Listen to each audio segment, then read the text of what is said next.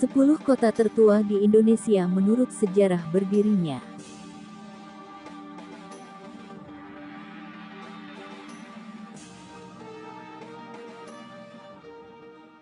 Kota tertua di Indonesia. Indonesia mempunyai sejarah panjang sebelum memperoleh kemerdekaan yang saat ini dapat dirasakan oleh masyarakat.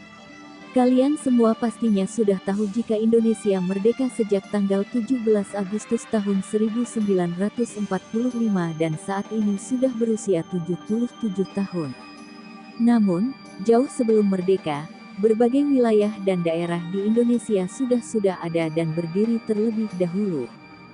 Salah satu fakta sejarah panjang itu adalah terbentuknya berbagai kota yang melalui pergantian nama. Salah satu contoh yang paling mudah diketahui adalah kota Jakarta yang dahulu bernama Batavia. Beberapa kota yang ada di Indonesia mempunyai usia yang jauh lebih tua dibandingkan Indonesia, bahkan berusia ribuan tahun dan menjadi pusat pemerintahan kerajaan pada masa lalu. Daftar kota tertua di Indonesia. Berikut ini daftar 10 kota tertua yang ada di Indonesia. Apakah kota yang kalian tinggali termasuk salah satunya? 1. Kota Palembang. Kota Palembang merupakan ibu kota dari Provinsi Sumatera Selatan. Kota ini menjadi terbesar dan terpadat kedua di Sumatera setelah kota Medan, serta kelima di Indonesia setelah Jakarta, Surabaya, Bandung, dan Medan. Kota ini dan beberapa kabupaten di sekitarnya, Kabupaten Ogan Ilir, Kabupaten Ogan Komering Ilir, dan Kabupaten Banyuasin ditingkatkan oleh pemerintah pusat sebagai kawasan metropolitan di Indonesia yang disebut dengan Palembang Raya atau Patung Raya Agung. Palembang pernah menjadi ibu kota kerajaan Bahari Buddha terbesar di Asia Tenggara, yaitu Kedatuan Sriwijaya, yang menguasai Nusantara dan Semenanjung Malaya pada abad ke-9. Inilah yang menyebabkan kota ini juga dijuluki dengan Bumi Sriwijaya. Bukti yang menunjukkan Palembang sebagai kota tertua di Indonesia adalah prasasti kedukan bukit yang ditemukan di Bukit Siguntang. Prasasti ini menyatakan pembentukan suatu wanua yang ditafsirkan sebagai kota pada tanggal 16 Juni tahun 683 Masehi. Palembang di dunia barat juga dijuluki dengan Venice of the East atau Venesia dari Timur. 2. Kota Salatiga. Pada masa Hindu-Buddha, Salatiga telah menjadi daerah istimewa sebagaimana disebutkan di dalam prasasti Hampra atau prasasti Plumpungan-Plumpungan. Prasasti ini berangkat tahun 672 Saka atau 750 Masehi dan ditulis dengan menggunakan huruf Jawa kuno dan bahasa Sanskerta. Menurut Kartoatmaja, Candra Sengkala di dalam prasasti tersebut menunjuk hari Jumat Sukrawara tanggal 31 Asada atau tanggal 24 Juli tahun 750 Masehi. Tanggal itu merupakan peresmian desa Hampra atau Plumpungan menjadi suatu daerah perdikan. Berdasarkan prasasti tersebut, hari jadi kota Salatiga lantas ditetapkan pada tanggal 24 Juli tahun 750, yang dibakukan dengan Peraturan Daerah Tingkat 2 Kota Salatiga Nomor 15 tanggal 20 Juli tahun 1995 tentang Hari Jadi Kota Salatiga. Prasasti Plumpungan-Plumpungan berisi ketetapan hukum mengenai suatu tanah swatantra atau perdikan bagi desa Hampra yang berada di wilayah Trigramyama, yang diberikan oleh Raja Banu untuk kesejahteraan para rakyatnya. Tanah perdikan juga dikenal dengan sebutan Sima. Tanah tersebut biasanya akan diberikan oleh para raja kepada wilayah tertentu yang telah berjasa kepada kerajaan atau atas kehendak sendiri untuk didirikan bangunan suci keagamaan. Selanjutnya, wilayah itu akan menjadi daerah otonom yang dibebaskan dari upeti dan pajak. Wilayah Hampra yang diberikan status sebagai daerah perdikan saat pembuatan prasasti tersebut adalah daerah Salatiga sekarang. Untuk mengabadikan keputusan itu, Raja Banu lantas menulis di dalam prasasti Plumpungan-Plumpungan kalimat Slirastu Swasti Prajabyah yang berarti, semoga bahagia, selamatlah rakyat sekalian.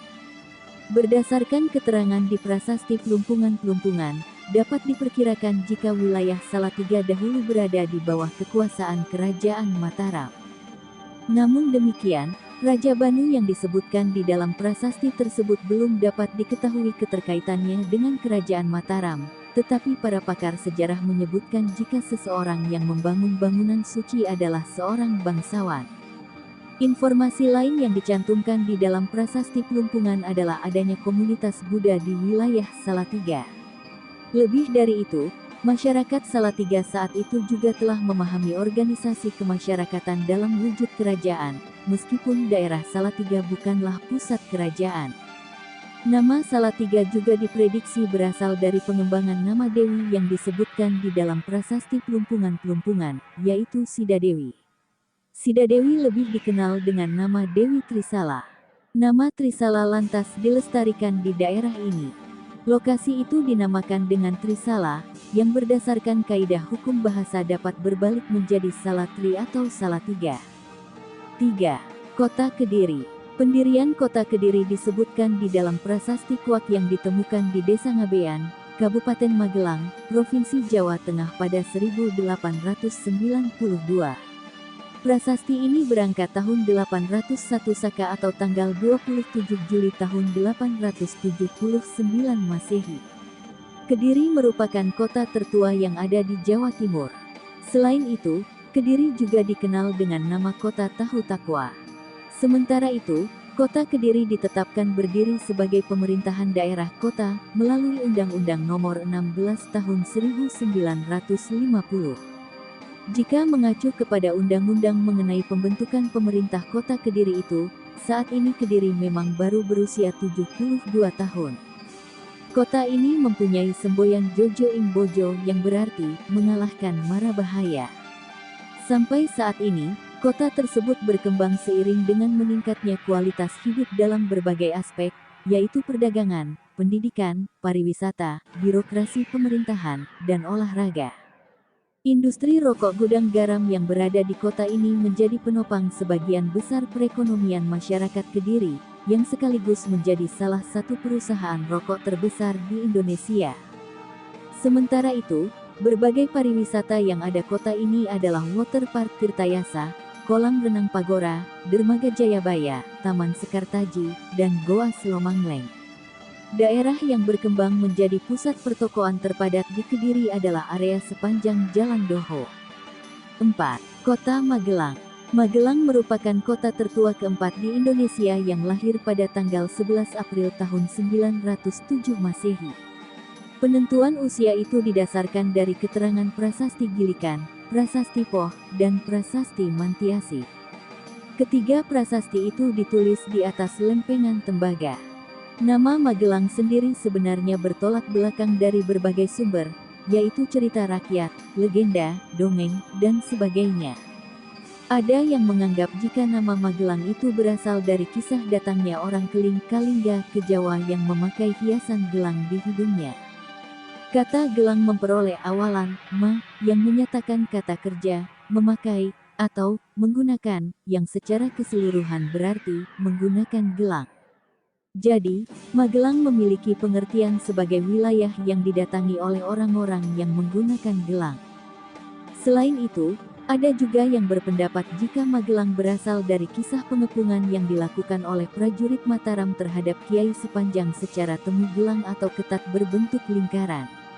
Ada juga yang menghubungkan nama Magelang itu dengan keadaan geografis daerah Kedu, yaitu Cumlorot yang ternyata bermakna sama dengan kata gelang.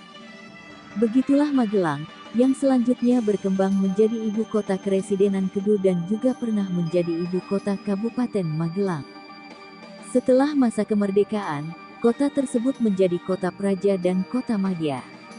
Pada era reformasi, seiring dengan pemberian otonomi seluas-luasnya kepada daerah, penyebutan kota madya kemudian berganti menjadi kota. 5. Kota Banda Aceh. Kota Banda Aceh dibangun oleh Sultan Johan Syah pada 1205 Masehi. Saat ini, kota tersebut telah berumur 813 tahun dan menjadi salah satu kota Islam tertua yang ada di Asia Tenggara. Kota ini juga mendapatkan peran penting dalam penyebaran Islam ke seluruh wilayah Indonesia. Inilah yang menyebabkannya juga disebut dengan Serambi Makkah. Saat ini, Banda Aceh diarahkan sebagai pusat kegiatan nasional PKN oleh pemerintah pusat sebagai sentra koleksi dan distribusi skala regional produksi perikanan, pariwisata, dan pertanian. Selain itu, kota tersebut juga termasuk kawasan pengembangan ekonomi terpadu Bandar Aceh Darussalam Kapetbet. Potensi wisata yang ada di kota ini adalah wisata spiritual, wisata alam, wisata sejarah, wisata peringatan bencana tsunami, dan wisata jejak purbakala. 6. Kota Surabaya. Sejak awal berdirinya, kota Surabaya mempunyai sejarah panjang yang berhubungan dengan nilai-nilai heroisme. Inilah yang menyebabkan Surabaya kental dengan nuansa nilai kepahlawanan. Nilai kepahlawanan tersebut salah satunya terwujud dalam peristiwa pertempuran antara Raden Wijaya dengan pasukan Mongol yang dipimpin oleh Kubilai Khan pada 1293. Pertempuran bersejarah tersebut lantas diabadikan sebagai tanggal berdirinya kota Surabaya hingga saat ini, yaitu tanggal 31 Mei tahun 1293. Bukti sejarah yang memperlihatkan jika Surabaya sudah ada jauh sebelum zaman kolonial, yaitu prasasti Trowulan I yang berangkat tahun 1358 Masehi. Prasasti itu menyebutkan jika Surabaya, saat itu masih berupa desa di tepi Sungai Brantas yang berfungsi sebagai tempat penyeberangan strategis sepanjang Sungai Brantas.